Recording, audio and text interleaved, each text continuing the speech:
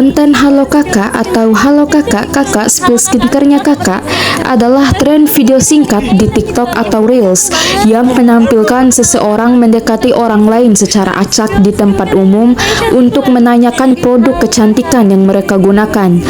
Konten ini sangat identik dengan Bunga Sartika, seorang konten kreator yang mempopulerkan jargon tersebut. Belakangan ini, konten ini mendapat sorotan karena terungkap bahwa konten tersebut seringkali diatur atau settingan, di mana orang yang ditanya adalah talent yang sudah dibayar, bukan orang asing secara acak. Kakak permisi, boleh? Kakak, halo kakak. Viralnya marketing Queasly Hair adalah cara mempromosikan produk dengan memanfaatkan media sosial, misalnya di TikTok. Biasanya kontennya berupa video pendek yang menarik dan mudah dipahami. Dialognya sederhana dan sering ada unsur kejutan sehingga terlihat seperti kejadian spontan. Karena menarik, banyak orang yang menonton, menyukai, dan membagikan video tersebut. Akibatnya video bisa masuk FYP dan semakin banyak orang yang mengenal produk yang dipromosikan. Dia menggunakan influencer sebagai marketing promosinya.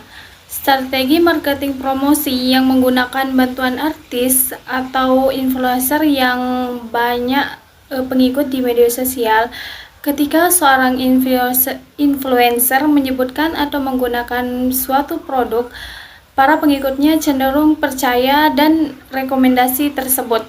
Hal ini juga membuat orang berpikir bahwa produk itu aman, berkualitas, dan layak digunakan karena dipakai oleh orang terkenal. Baik, di sini saya akan menjelaskan tentang storytelling dan format interview.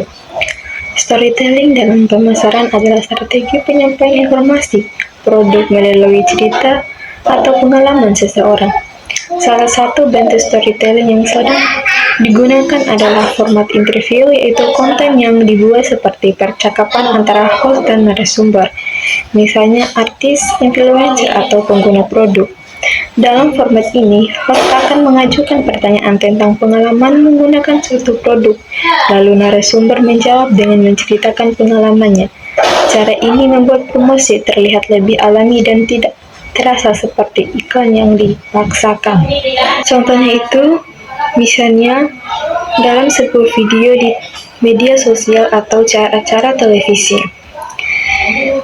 Di sini ada beberapa keunggulan, yaitu yang pertama, lebih relevan bagi penonton, yang kedua, memberikan kesan jujur dan personal, yang ketiga, menimbulkan rasa penasaran. Dengan cara ini, audiens merasa seperti mendapatkan informasi eksklusif atau rahasia kecantikan artis sehingga minat terhadap produk tersebut meningkat.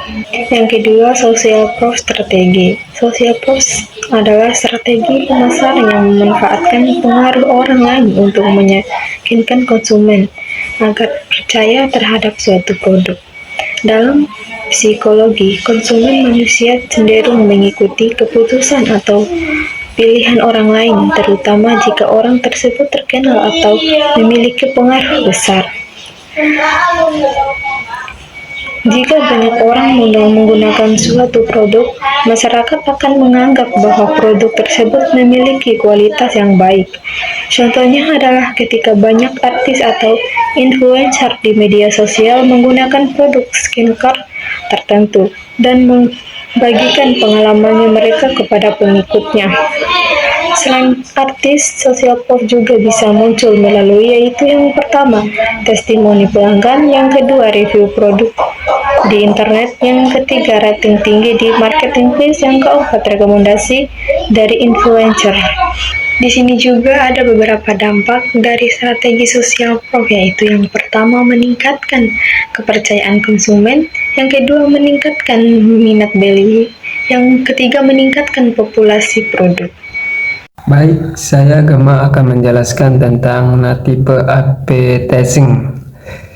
Tipe A/B testing adalah strategi pemasaran yang dimana dibuat menyerupai konten biasa sehingga tidak terlihat seperti iklan biasanya. Promosi dibuat seperti cerita, percakapan, atau pengalaman seseorang sehingga terlihat lebih alami, namun sebenarnya konten tersebut merupakan promosi berbayar yang sudah direncanakan sebelumnya karena tampilannya terlihat natural dan tidak memaksa. Audiens biasanya lebih mudah menerima pesan pemasaran yang disampaikan oleh konsumen.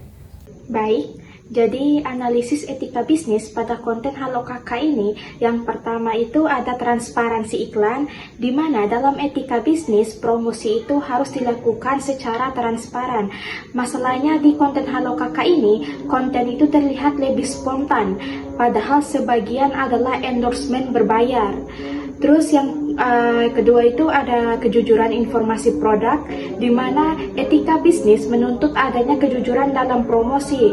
Resiko pada konten Halo Kakak ini, influencer mungkin mempromosikan produk bukan karena benar-benar digunakan, dan juga konsumen itu percaya bahwa produk tersebut adalah rutinitas asli dari setiap artis yang ikut dalam konten Halo Kakak ini. Jika informasi tersebut tidak benar, maka akan melanggar prinsip kejujuran dan tanggung jawab kepada konsumen.